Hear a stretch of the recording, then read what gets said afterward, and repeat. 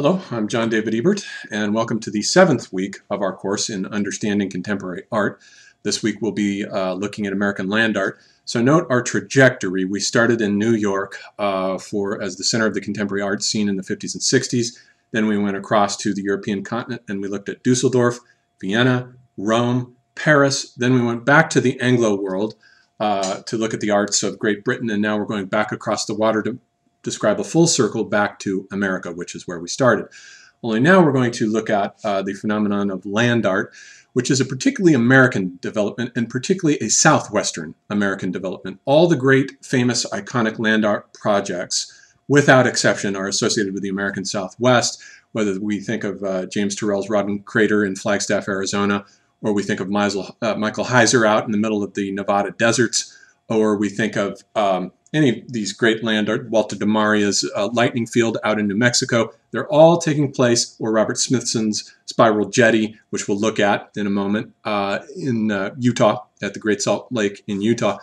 It's a southwestern art, and part of that has to do with the fact that the Southwest is where all the space is, and land art consists in a gigantification of art. It uses the earth itself as a surface of inscription, and it sort of follows through the doorway that was opened up by the gigantic canvases of Jackson Pollock, who was himself significantly a displaced southwestern artist, displaced to New York. These guys, some of them start out in New York, a couple of them are from the West Coast, like Michael Heiser and Walter de Maria, that migrate to New York.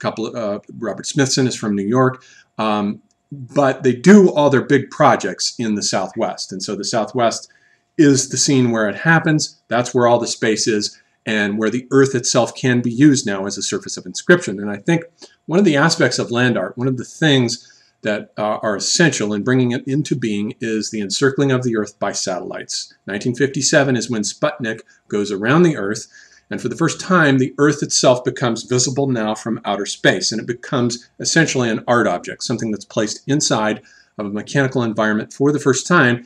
And we get all the various geosynchronous satellites that are invented by Howard Hughes and Hughes Air during the 1960s, who surrounds the Earth with these wonderful telecommunications satellites that give us all this restlessly scanning data that turn the Earth into something that we can look at now from an Archimedean vantage point out beyond it. And so the environmental movement gets going, the ecology movement gets going. Rachel Carson publishes Silent Spring. All this stuff starts to happen. And by 10 years later, by 1967-68, land art emerges out of the American Southwest. It starts in New York, but it very quickly becomes cramped and confined by the New York Museum and heads out west, where all the space is. It starts off with, there are a couple of exhibitions that put it on the map that are analogous to Germano Chalant's exhibition in Genoa that he organized that put the Arte Povera movement on the map in 1968. The Earthworks movement gets going with the exhibition entitled Earthworks at the Dwan Gallery in New York. Earthworks is the term invented by Robert Smithson, which he has taken from a science fiction novel by Brian Aldiss entitled Earthworks. Smithson, as we'll see, was an avid reader of science fiction and drew a lot of his inspiration for his earthworks, his land art, from science fiction. And the following year, in 1969, Willoughby Sharp curates the Earth Art exhibition at the Andrew Dixon White Museum of Art at Cornell University in Ithaca, New York. All the great artists were present that are associated with this movement, such as Smithson and Walter de Maria and Michael Heiser. So these are the great artists, and this will set the stage to look at the works of a couple of them in more detail, such as James Turrell, whom we'll look at next in a little more detail. But I want to start then by looking at some of the forerunners. One of the great forerunners of this art is actually Isamu Noguchi. We're looking here. Isamu Noguchi was a sort of half American, half Japanese sculptor influenced by Frank Lloyd Wright and Louis I. Kahn, and he partnered up with, he's influenced from Brancusi, and he partnered up with Buckminster Fuller. So he was very much part of the whole modernist art movement.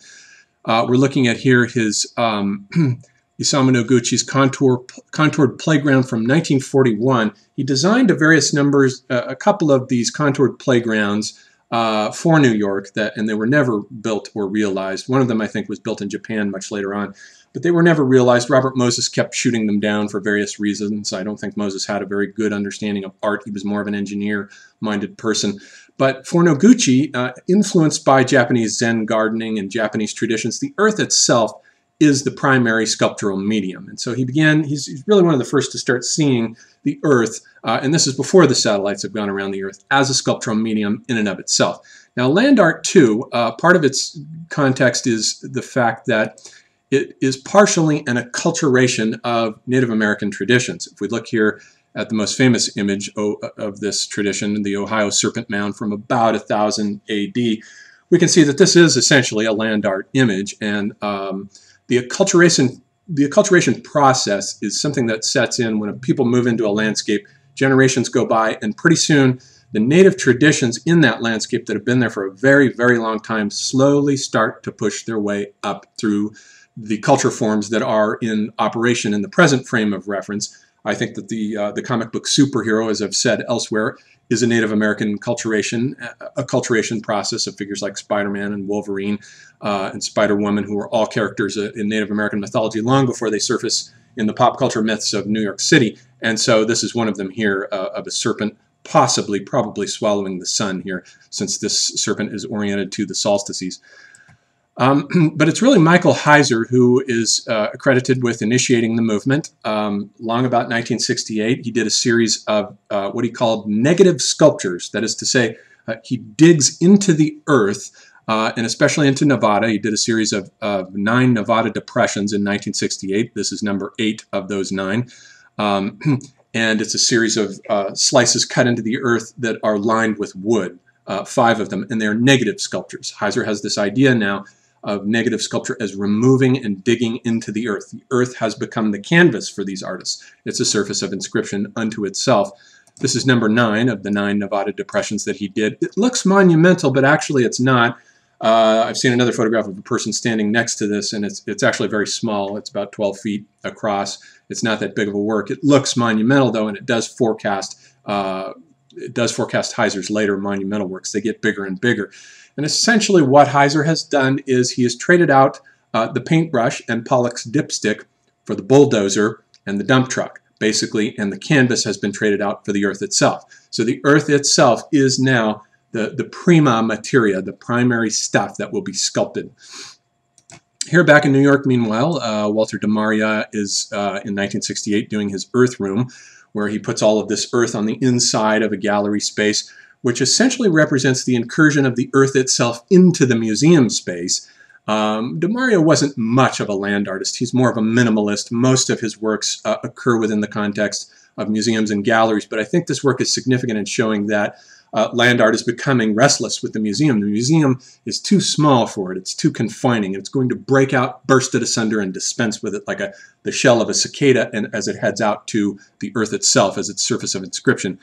And indeed, here with Michael Heiser's double negative from 1969-1970, essentially carves a huge crevasse into the earth, double negative, so this is one of his negative sculptures, and he's the first to really monumentalize land art, to do something big. And this, here's another view of it. This is essentially a trench cut into the side of a Mormon mesa overlooking the desert. That's all it is, essentially, but he's the first to think of it and to do it, to monumentalize his idea of carving gashes into the earth. The most famous image of land art is, of course, Robert Smithson's Spiral Jetty from 1970. Heiser was friends with him, and Heiser claims that Smithson sort of stole his act. But Smithson had a very different approach. Smithson was, at the time, doing these works inside of museums, where he's putting gravel on the inside of museums. And Smithson made a distinction between 2 different kinds of art: site art and non-site art. Non-site art is art that you lift up, remove rocks and stones and dirt, and put it on the inside of a museum in an installation. That's non-site. Whereas site-specific art is a work of art like Spiral Jetty that's specific to a particular place. Now, it turns out that Spiral Jetty has been found to have been inspired by one of the short stories of J.G. Ballard, The Voices of Time. Smithson was a big fan of science fiction, and in that story, one of the characters there finds a man who has carved a mandala onto the bottom of an empty swimming pool. And the story itself is about, it concerns the the entropic running down of the human race into a state of coma where waking consciousness is getting shorter and shorter. And the man, the scientist named Powers, goes to visit another man who lives in a house that's in the shape of a spiral. And at the end of the story, Powers, the scientist himself, begins to construct a kind of land art project. This story was written, I think, in 1960. A kind of land art project by creating a spiral on a disused military base out of salt crystals. And that's essentially what Smithson has done here. He's used mud, rocks, and salt crystals to create this spiral jetty, which is on the northeast side of the Great Salt Lake in Utah. And it is something that essentially Smithson was fascinated with entropy, and this is essentially turning its consciousness turning inward because it's a counterclockwise spiral. If it had been a clockwise spiral, it would have represented the evolution and awakening of consciousness, but because it's a counterclockwise spiral, it represents the involution of consciousness turning inward towards sleep, interestingly enough. So that's Smithson's work there. This is another work by Smithson that he did for the Netherlands, Broken Circle Spiral Hill. He's essentially taken the same spiral and carved it onto the side of a hill and then created a broken circle also. And this was an unrealized project of Smithson's. This was his project for the Bingham Canyon Mine, also located in Utah in 1973, but he died in a plane crash before it could be realized in 1973 while scouting in Texas for a new site for his project at that time in Amarillo. And here we can see that it would have been, it would have had this interesting little geometric circle at the bottom. And it reminds me a little bit of Dante's Inferno, with the layers of circles going down into the center of the earth. And one of the other most famous iconic works of land art is Walter de Maria's Lightning Field here. The interesting thing about Lightning Field, which is made up of rows of these aluminum lightning rods that are spaced 200 feet apart, and I think there's about 400 of them. It's open to the public between May and October, so only for those 6 months. And it's set in an area that happens to have a lot of lightning storms, although apparently lightning has not actually stricken the field very often. But essentially, de Maria has conceived a way here of sculpting the atmosphere. He's using land art as a way of sculpting the atmosphere with electricity, whereas most of the other land artists are carving down into the earth, especially like Michael Heiser. And Robert Smithson is essentially inscribing sigils and diagrams onto the surface of the earth. So they all have their own sort of bias. And then Michael Heiser has been working on this work. This is called City, which he started in 1970 or 71, thereabouts. And he has been working on it ever since. And it is not open to the public. It's highly secretive.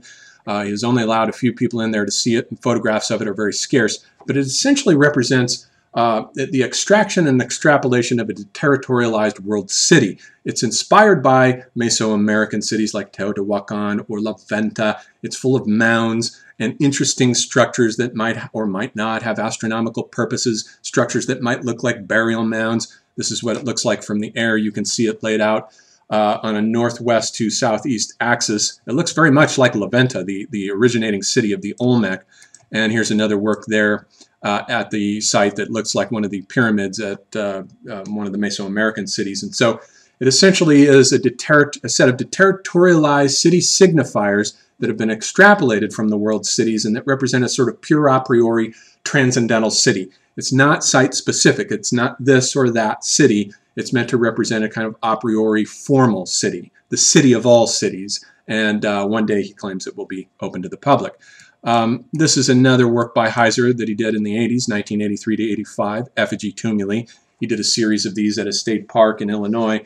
And this one is essentially a water strider, and he did some other animals such as a frog and a turtle and so forth on a monumental scale.